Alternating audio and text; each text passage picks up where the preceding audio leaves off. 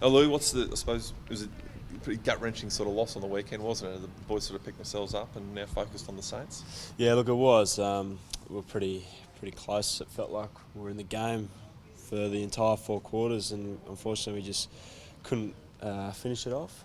It was a great contest, really. Last quarter, I think one goal was kicked, and everyone, I think both sides were just trying their guts out to try and get it forward and kick a winning score, and both managed to seem to not allow that. So yeah, it was a good contest, but unfortunately we didn't come away with 4 points. What do you make of St Kilda? Like, I mean, they've had a tough year, but still got a lot of class on that side, don't they? You can't underestimate. They do. They've still got quality players running around out there.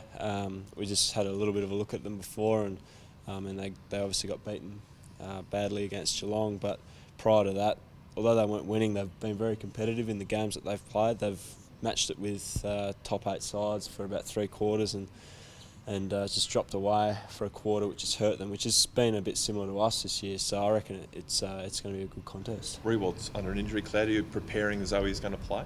Yeah, we'll prepare as though he's playing, and if he doesn't, then so be it. Does it make them tougher to beat, given they've come off such a hiding as well? They'll be pretty keen to bounce back.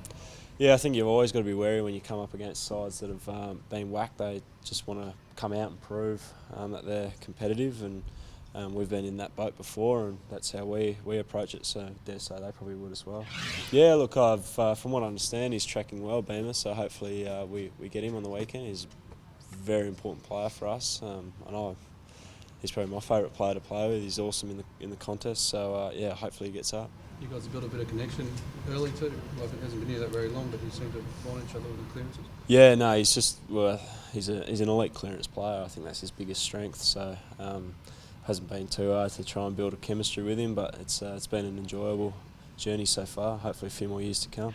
Yeah, that's it. We've coming into this season, we weren't really talking finals. We wanted to make the Gabba a fortress, and we wanted to make it really tough for opposition teams to come up here and play against us. We felt if we could make that the case, then it would hold us in good stead in getting towards the finals.